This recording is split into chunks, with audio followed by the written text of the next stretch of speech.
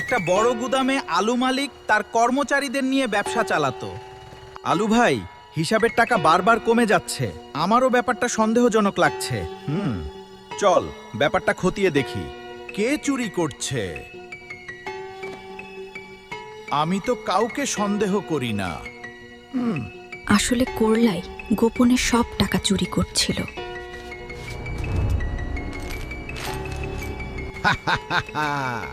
কেউ আমাকে ধরতে পারবে না, আর কিছুদিনের মধ্যেই পুরো গুদামটাই আমার নামে করে নিব।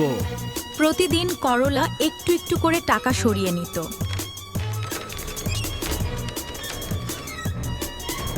আর কয়েকদিনের মধ্যেই আমার গাড়ি বাড়ি সব হবে, তখন ওই আলু বেটাই আমার কর্মচারী হবে। একদিন আলুর সন্দেহ হলো, সে গোপনে নজর রাখতে শুরু করলো। এ কি করলা, তুই এরকম আমি ভাবতে পারিনি, তোকে ছাড়বো না আমি। আরে আলু ভাই, এটা ভুল হচ্ছে, আমাকে বিশ্বাস করো। আমি তোকে বিশ্বাস করেছিলাম, তুই এরকম আমি আশা করিনি। করলা আমার ক্ষমা করো আলু ভাই, প্লিজ। কি ব্যাপার করলা, এই সব কি? মালিক, আমাকে ক্ষমা করে দিন, আর কোনোদিন এমন হবে না, আমি সবকিছুই ফিরিয়ে দিব। দেখি কি করিস। করলা তার ভুল বুঝতে পারল।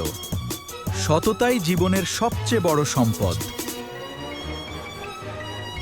বন্ধুরা, আলুর কাছ থেকে বাঁচার জন্য এই অভিনয়টা করা। আগের পর্বে আলুকে আমি কর্মচারী বানিয়ে ছাড়বো। আমি আসছি পার্ট 2-তে।